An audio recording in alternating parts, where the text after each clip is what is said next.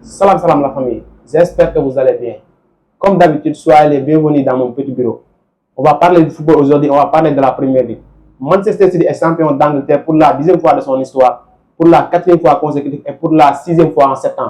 Franchement, on a vécu une saison passionnante entre la course au titre entre Liverpool, Manchester City et Arsenal.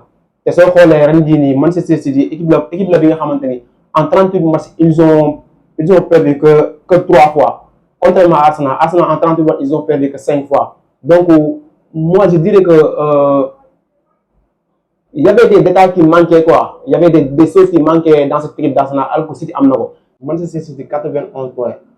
Man sama xalaat bu gàtt je dirais que équipe City bi ils sont trop forts, ils sont injouables sax je dirais parce que Arsenal man j'en suis sûr que bu fekkoon beneen championnat lañ doon jouer genre Allemagne, Italie, ils seront champions sans doute parce que par exemple Leverkusen a 28 victoires, il a remporté le championnat d'Allemagne. Donc Arsenal ils ont tout fait hein. Man du ma leen blâmer si dara, je dirais qu'ils ont tout fait parce qu'ils ont fait une saison vraiment extraordinaire avec 28 victoires. xam naa ni supporter Arsenal yi la moo leen di gën a métti mooy le fait qu'ils ont gagné 28 matchs et ils ne parviennent pas à remporter ce titre là.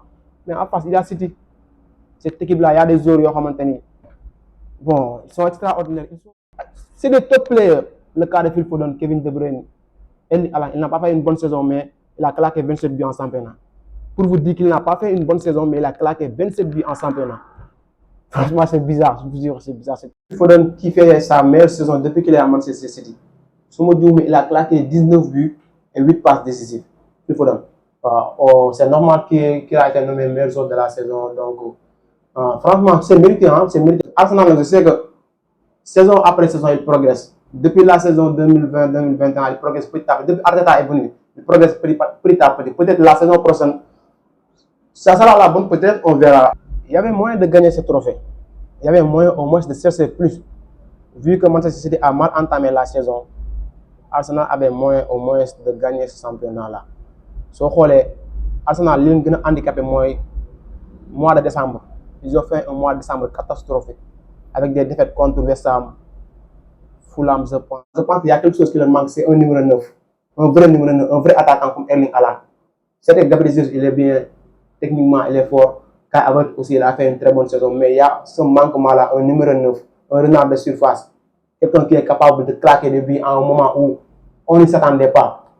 Parce que dans les matchs Arsenal, cette saison, ils ont eu des occasions, ils créent le jeu, mais ça manque ce point de fixation-là qui leur permet de gagner certains matchs. Il y a certains matchs-là, s'il y avait ce numéro 9-là, ils gagneraient ce match-là. Je le dis souvent, je pense que Pep a tout appris à Arteta, sauf comment gagner une première ligue. Cette recette-là, je dis, Arteta ne l'a pas encore, mais peut-être la saison prochaine, il l'aura. On verra ce qui se passera. Liverpool, ils ont perdu des points, c'est pour ça que Arsenal et Manchester City devant Célène, quoi. Je pense après Crystal Palace, ils ont gagné Fulham, mais je pense après ils ont perdu contre Everton et ils ont fait match nul contre West Ham.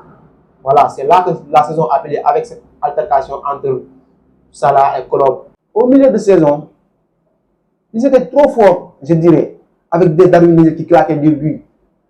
Le Colombien là, comment il s'appelle le gars là, Luis Diaz, il était au top de sa forme.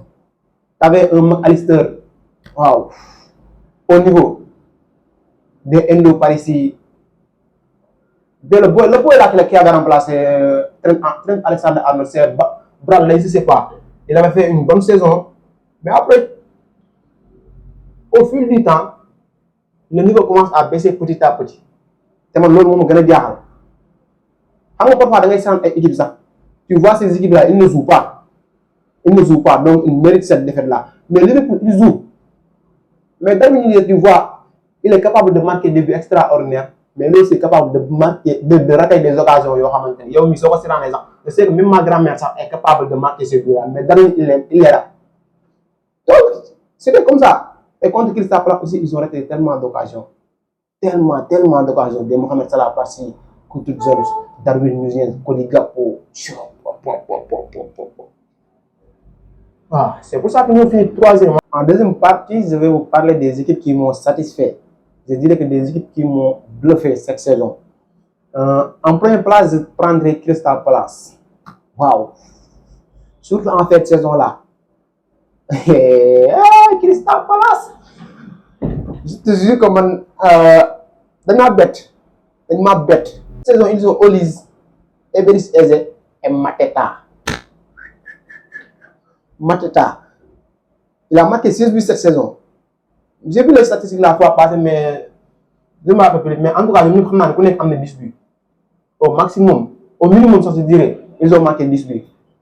Cette saison, en fait, saison-là, à la fin, moi, je disais à mon frère là, est-ce que,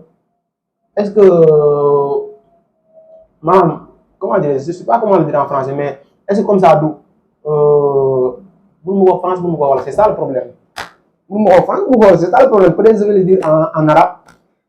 Le cas, je ne sais pas, moi, il faut mettre comme ça. Am City, voilà. Ils ont pris l'âme de City, et on les a mis dans le Ils ont été vraiment extraordinaires. Ils ont gagné Aston Villa 5-0, West Ham 5. Ils n'ont pas perdu 6 ou 7 matchs. Attendez, voir. Ils n'ont pas perdu Crystal Palace. Ils n'ont pas perdu depuis contre City 4-2. Ça fait un bain, hein? C'était le 24, 4e mois. C'était le 24 avril. Donc 7 matchs sans défaite pour Crystal Palace. Waouh! C'est extraordinaire, hein? Franchement, c'est extraordinaire. Peut-être la saison prochaine, avec un peu de remaniement, ils pourront essayer de s'extérieur. En tout cas, ils ont terminé à la 10e place cette saison en championnat, donc ça va. L'autre équipe, c'est Chelsea, les Blues. Ça va. Ah! J'ai entendu qu'ils ont viré Pochettino. Je ne sais pas pourquoi ils l'ont viré, mais peut-être nous avons un peu de temps, quoi. Parce que Chelsea, cette saison, l'année passée, ils avaient trop de blessures. Il y a trop de boys qui se blessent. Ils ont recruté le boy là, Fofana, il se blesse. Kounkou, il se blesse. D'ici à un moment, il s'est blessé. Badiasil, il se blesse. Le boy là, le Tokar là, comment il s'appelle? Saloba aussi, il s'est blessé. Donc cette équipe là, peut-être avec un peu de temps, ça pourrait apporter quelque chose. Et on l'a vu cette saison. À la fin, en fin de saison, ou bien en milieu de saison, ça va quoi? Tu vois que les boys commencent à avoir de la confiance. Le cas de Nicolas Jackson, Cole Palmer, ça va. Cole Palmer, il a fait une saison extraordinaire. Avec au minimum, il a marqué 20 buts. Revenons aux équipes qui m'ont déçu. Les équipes qui m'ont carrément déçu cette saison. Tottenham en première place. Certes qu'ils ont fini 5e, mais Tottenham, nous avons la Ligue des Champions. C'est évident, hein? Parce que nous, comme ça, Aston Villa, je pense que 6 points dans Tottenham pour 7 points. Tottenham a 2 matchs de retard. Mais ils ont perdu tous ces matchs-là. Tous ces matchs-là. Alors que Tottenham, ils avaient fait une demi-saison extraordinaire avec 10 matchs sans perdre. 10 matchs sans perdre. Mais le problème, depuis qu'ils ont perdu contre Chelsea, c'est là que les problèmes commencent. On commence, je dirais. Victoire, défaite. Victoire, victoire, défaite. Défaite, défaite, défaite. Victoire. C'était ça la saison de Tottenham. Manchester United, cette saison, écoutez bien, c'est 38 matchs, 16 victoires, 14 défaites. 57 buts marqués, 58 buts encaissés. Cette équipe-là, il n'y a que Bruno Fernandes qui se gère. On en a aussi. Mais à part Bruno Fernandes, on a tous les coachs, le président, les staffs techniques, les supporters, tous c'est des tocards. Vous êtes nuls, hein? Franchement, vous êtes trop nuls, trop même nuls. 14 défaites en 38 matchs. 57 buts encaissés. 57 buts marqués. 58 buts encaissés. Ça veut dire que Manchester United, nous avons encaissé moins pour les joueurs. D'accord, certains me diront qu'ils ont eu des blessures. D'accord, j'accepte. Mais hormis ces blessures-là, il y a des nuls dans cette équipe. Non, il faut que nous apportions. Franchement, il faut qu'on dise ça. Diego Dalot, Wan-Bissaka. Manchester United, c'est l'équipe qui encaisse le plus de buts dans la dernière cadre de cette saison. C'est que c'est pas des Manchester United de United, mais c'est normal que vous avez été trop nuls cette saison. 8e au classement. Kobe Mainoo aussi a fait une bonne saison, d'accord. Garnacho, Højlund, ça va. Il se gère.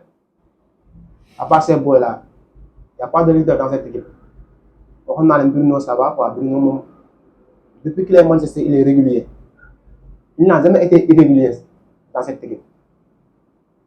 Depuis qu'il était là, depuis qu'il est venu ici, à Manchester, c'est lui le leader technique et tactique de cette équipe. Donc, ajoutez-moi en commentaire les équipes qui vous ont surpris et les équipes qui vous ont déçu cette saison. Et j'espère que cette vidéo vous a plu.